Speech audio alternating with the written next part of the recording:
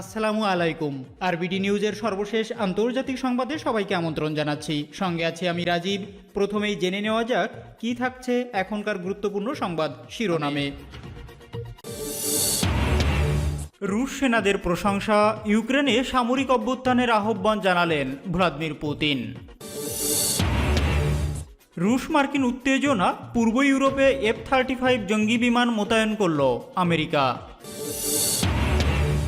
আলোচনার জন্য পুতিন ইউক্রেনে প্রতিনিধি দল পাঠাতে প্রস্তুত জানিয়েছে ক্রেমলিন। রাশিয়া এখনও পারমাণবিক শক্তিধর, থামাতে আসবেন না পুতিনের হুমকি। এবং সর্বশেষ থাকছে কর্ণাটকের পর এবার দিল্লির স্কুলেও হিজাব বিতর্ক। কর্ণাটক রাজ্যের পর এবার দিল্লিতেও স্কুলে হিজাব নিয়ে বিতর্ক তৈরি করেছে উগ্রবাদী হিন্দু গেরুয়ারা। কারণ ওই সমস্ত উগ্রবাদী হিন্দুরা চাচ্ছে সারা ভারতেই মুসলমানদের উপর নির্যাতন করতে, নিপীড়ন চালাতে।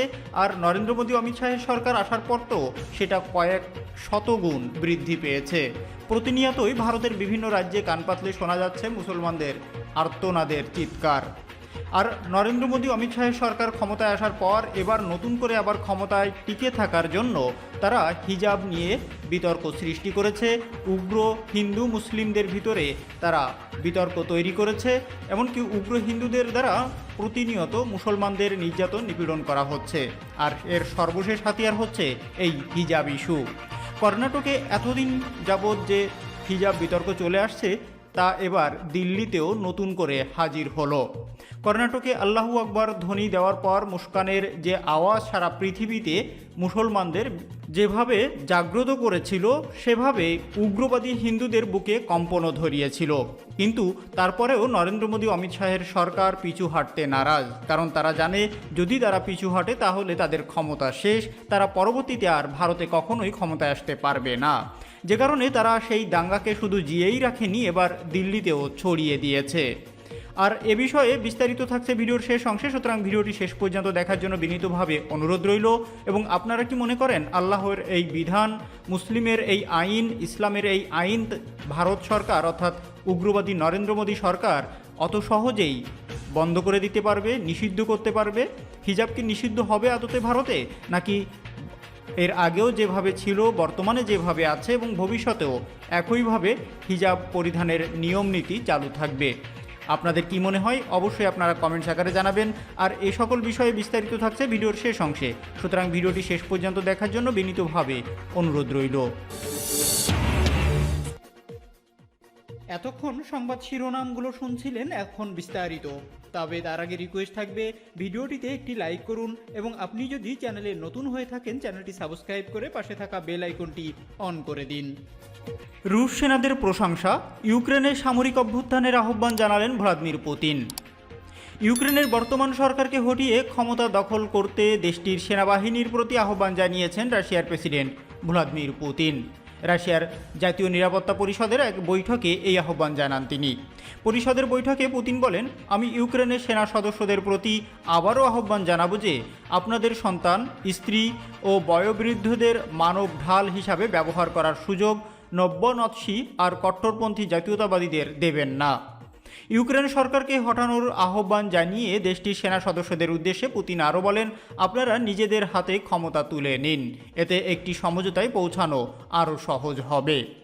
ইউক্রেন অভিযানে অংশ নেওয়া রুশ সেনাদের প্রশংসাও করেন তিনি। বৃহস্পতিবার প্রেসিডেন্ট পুতিনের নির্দেশে ইউক্রেনে হামলা শুরু হয়। একদিন পরই রাজধানী কিয়েভের উত্তর অঞ্চলে প্রবেশ করে রুশ সেনারা। এই মুহূর্তে তারা এই রাজধানী শহরের দিকেই অগ্রসর হচ্ছে। রাশিয়ার সেনাদের ঠেকাতে সেখানে ব্যাপক প্রস্তুতি নিয়েছে ইউক্রেনের সেনাবাহিনী। সাধারণ বাসিন্দাদের হাতে তুলে দেওয়া হয়েছে 18,000 মেশিনগান। তবে ইউক্রেনের সামরিক অভিযানের প্রথম দিনটি সফল হয়েছে বলে দাবি করেছেন রুশ প্রতিরক্ষা মন্ত্রণালয়ের মুখপাত্র ইগর কোনাশেনকভ। রুশ মার্কিন উত্তেজনা, পূর্ব ইউরোপে F-35 জঙ্গি বিমান মোতায়েন করল আমেরিকা। আমেরিকার অত্যাধুনিক F-35 জঙ্গি বিমানের একটি কন্টিনজেন্ট পূর্ব ইউরোপে পৌঁছেছে। যখন ইউক্রেনের চলমান সংকটকে কেন্দ্র করে ওয়াশিংটন এবং মস্কোর মধ্যে উত্তেজনা বাড়ছে, তখন এই জঙ্গি বিমান পাঠানোর খবর এলো। বৃহস্পতিবার রাশিয়ার প্রেসিডেন্ট ভ্লাদিমির পুতিন পূর্ব ইউক্রেনের দোনবাস অঞ্চলে সামরিক অভিযান শুরু করে। এরপর আমেরিকা পূর্ব ইউরোপের দেশ এস্তোনিয়া, লিথুয়ানিয়া ও রোমানিয়ায় 6টি F-35 জঙ্গি বিমান মোতায়েন করে। আমেরিকা বলছে, চলতি সপ্তাহে প্রেসিডেন্ট জো বাইডেন পূর্ব ইউরোপে সেনা এবং সামরিক সরঞ্জামাদি পুনর্বিন্যাসের যে নির্দেশ দিয়েছেন তার অংশ হিসাবে পূর্ব ইউরোপে এইসব বিমান মোতায়েন করা হলো। সেনা মোতায়েনের ঘোষণা দিয়ে প্রেসিডেন্ট বাইডেন বলেছেন, এটি আত্মরক্ষাত্মকমূলক পদক্ষেপ, মোটেই আগ্রাসী পদক্ষেপ নয়। এ সময় তিনি সুস্পষ্ট করে বলেন, রাশিয়ার সঙ্গে যুদ্ধে জড়ানোর কোনো ইচ্ছা আমেরিকার নেই। আলোচনার জন্য পুতিন ইউক্রেনে প্রতিনিধি দল পাঠাতে প্রস্তুত জানিয়েছেন ক্রেমলিন। রাশিয়ার প্রেসিডেন্টের সরকারি দপ্তর ক্রেমলিন জানিয়েছে, চলমান সংকট নিয়ে আলোচনার জন্য রুশ প্রেসিডেন্ট ভ্লাদিমির পুতিন ইউক্রেনে উচ্চ পর্যায়ের একটি প্রতিনিধি দল পাঠাতে প্রস্তুত রয়েছে।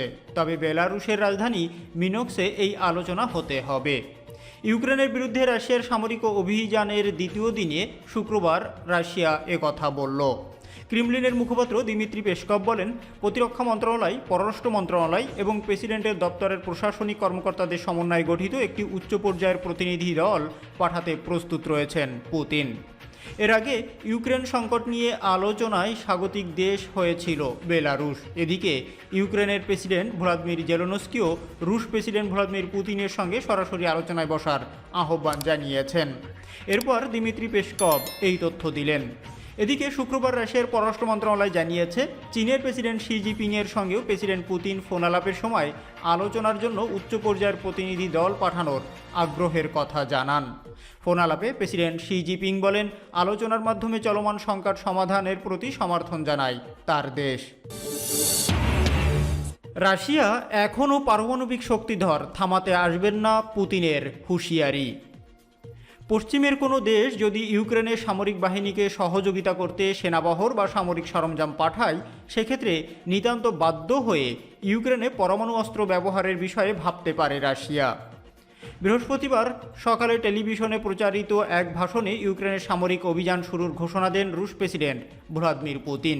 ভাষণে ইউক্রেন সরকারকে সামরিক সহায়তা দেওয়া হলে কী পরিণতি হতে পারে সে বিষয়ে যুক্তরাষ্ট্র ও ন্যাটোর ইউরোপীয় সদস্য রাষ্ট্রগুলোর উদ্দেশ্যে সতর্কবার্তা দিয়েছেন রুশ প্রেসিডেন্ট।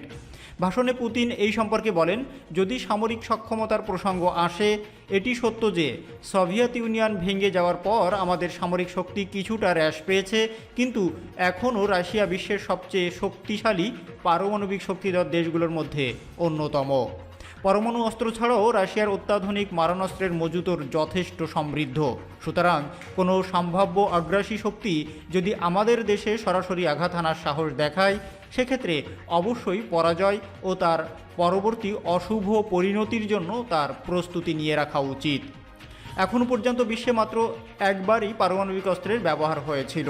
দ্বিতীয় বিশ্বযুদ্ধের দ্রুত সমাপ্তি টানতে জাপানের হিরোশিমা ও নাগাসাকি শহরে পারমাণবিক বোমা লিটল বয় ও ফ্যাট ম্যান নিক্ষেপ করেছিল মার্কিন যুক্তরাষ্ট্র। তৎকালীন মার্কিন প্রেসিডেন্ট হেনরি ট্রুম্যানের নির্দেশে যে লক্ষ্য নিয়ে এই বোমা ফেলেছিল যুক্তরাষ্ট্র, অবশ্য তা সফল হয়েছিল। ওই ঘটনার পরই মূলত দ্বিতীয় বিশ্বযুদ্ধের সমাপ্তির ঘণ্টা বাজে এবং বিশ্ব রাজনীতির মঞ্চে শক্তির কেন্দ্র হিসাবে আবির্ভাব ঘটে যুক্তরাষ্ট্রের। কিন্তু এই বোমার কারণে জাপানে মৃত্যু হয়েছিল 2 লাখেরও বেশি মানুষের। তাদের প্রায় সবাই ছিল বেসামরিক সাধারণ মানুষ এবং বিশ্বজুড়ে এখনও অনেকেই এই ঘটনাকে মানবতা বিরোধী অপরাধ হিসাবে বিবেচনা করে। গত শতকের 40-এর দশকে বিশ্বের প্রথম ও একমাত্র দেশ হিসাবে পারমাণবিক অস্ত্রের অধিকারী ছিল যুক্তরাষ্ট্র। কিন্তু এই শতকের শেষ দিকে যুক্তরাষ্ট্রের তৎকালীন প্রধান প্রতিদ্বন্দ্বী দেশ সাবেক সোভিয়েত ইউনিয়নও পারমাণবিক সক্ষমতা অর্জন করে। 2 পরিক্রমশীল শক্তির পারমাণবিক সক্ষমতার জেরে বিভক্ত হয়ে বৈশ্বিক রাজনীতি শুরু হয় শীতল যুদ্ধ এবং কয়েক দশক ধরে চলা এই শীতল যুদ্ধে যুক্তরাষ্ট্র ও সোভিয়েত ইউনিয়ন উভয়ই একের পর এক সামরিক অস্ত্রের মহড়ায় মেতে ওঠে। সেসব দিন অবশ্য বিশ্ব পিছনে ফেলে এসেছে। 1991 সালে সোভিয়েত ইউনিয়নের পতনের মধ্য দিয়ে সমাপ্তিও ঘটেছে শীতল যুদ্ধের এবং 90-এর দশকের শুরুতে সোভিয়েত ইউনিয়ন ভাঙ্গনের পর তৎকালীন প্রেসিডেন্ট বরিস ইলয়ৎসিন রাশিয়ার পূর্ণ গণতান্ত্রিক শাসন ব্যবস্থা প্রচলনেরও ঘোষণা দেন। তবে রাশিয়ার পরমাণু অস্ত্রের মজুদ সম্পর্কে ভালোভাবে ওয়াকিবহাল যুক্তরাষ্ট্রের মধ্যে বারবারই এ বিষয়ে দুশ্চিন্তা ছিল। সোভিয়েত ইউনিয়নের পতনের পর রাশিয়ার সঙ্গে পরমাণু অস্ত্র নিয়ন্ত্রণের যে চুক্তি যুক্তরাষ্ট্র করেছিল তার পিছনেও জ্বালানি হিসাবে কাজ করেছিল মূলত এই দুশ্চিন্তা। ন্যাটোকে কেন্দ্র করে ইউক্রেনের সঙ্গে রাশিয়ার দ্বন্দ্ব শুরুর সময় থেকেই এ ব্যাপারে সচেতন ছিলেন মার্কিন প্রেসিডেন্ট জো বাইডেন। তাই সংকটের শুরু থেকেই বাইডেন বলে আসছিলেন ন্যাটো ইউক্রেনে কোনো সৈন্যবহর পাঠাবে না, কারণ তিনি খুব ভালোভাবেই অবগত যে ইউক্রেনে ন্যাটোর সেনারা পা রাখা মাত্রই এই সংঘাত যুক্তরাষ্ট্র ও রাশিয়ার মধ্যকার লড়াইয়ে পরিণত হবে এবং সেটি একসময় তৃতীয় বিশ্বযুদ্ধে রূপ নেবে। তাছাড়া ইউক্রেন এখনও ন্যাটোর পূর্ণ সদস্য রাষ্ট্র না হওয়ায় গঠনতন্ত্র অনুযায়ী দেশটিকে পারমাণবিক সহায়তাও দিতে পারবে না ন্যাটো। তাই এ পর্যন্ত রুশ প্রেসিডেন্টের প্রায় প্রতিটি মন্তব্যের বিরুদ্ধে প্রতিক্রিয়া দিলেও বৃহস্পতিবার যখন পুতিন পারমাণবিক অস্ত্রের ভয় দেখালেন তখন সঙ্গত কারণেই পাল্টা মন্তব্য করা থেকে বিরত থেকেছে যুক্তরাষ্ট্র। দেশটির প্রতিরক্ষা বাহিনীর সদর দপ্তর পেন্টাগনের এক কর্মকর্তা নাম প্রকাশ না করার শর্তে মার্কিন বার্তা সংস্থা এপিকে বলেন এটি নতুন কোনো হুমকি নয়, তিনি অর্থাৎ পুতিন এমন বলতেই পারেন। কর্ণাটকের পর এবার দিল্লির স্কুলেও হিজাব বিতর্ক। কর্ণাটকের পর এবার দিল্লি রাজ্য সরকারের একটি স্কুলে এক ছাত্রীকে হিজাব খুলে ক্লাসে যেতে বলা হলো। স্কুল কলেজে হিজাব পরা নিয়ে কর্ণাটকে এখনও বিতর্ক চলছে, সুপ্রিম কোর্টেও মামলা চলছে। এরই মধ্যে আবার দিল্লির সরকারি স্কুলে হিজাব বিতর্ক শুরু হলো। মুস্তাফাবাদ এলাকায় একটি স্কুলে এক ছাত্রীকে হিজাব খুলে ক্লাসে যেতে বলা হয়েছিল। ওই ছাত্রী একটি ভিডিওতে এই অভিযোগ করেন। ভিডিওটি যথারীতি ভাইরাল হয়। তারপর দিল্লি সরকার এবং স্কুল কর্তৃপক্ষ নড়ে চড়ে বসে। দিল্লির শিক্ষামন্ত্রী মনীষী সিসোদিয়া জানিয়েছেন রাজ্য সরকারের এ ব্যাপারে কোনো নিষেধাজ্ঞা নেই, তারা কোনো বিধিনিষেধ আরোপ করেনি। কিছু মানুষ এই নিয়ে রাজনীতি করছেন বলে তার অভিযোগ। দিল্লিতে আপ সরকার আসার পর সরকারি স্কুলের অনেক উন্নতি হয়েছে, স্কুলের ড্রেস কোড তৈরি হয়েছে, ছাত্রছাত্রীরা সেই কোড মেনেই পোশাক পরে।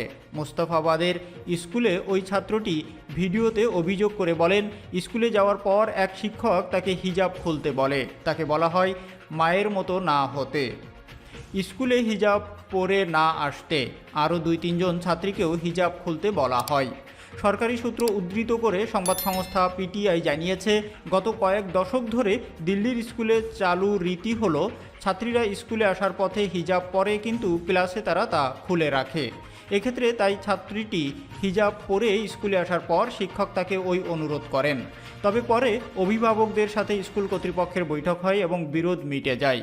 শিক্ষামন্ত্রী মনীষ সিসোদিয়া জানিয়েছেন দিল্লির সরকারি স্কুলে সব ধর্মের ছাত্রছাত্রীকে সমানভাবেই দেখা হয়, তাদের সাথে সমান ব্যবহার করা হয়, তাদের উপর কোনো রকম বিধিনিষেধ চাপিয়ে দেওয়া হয় না, ঐতিহ্য মেনে চলা হয়।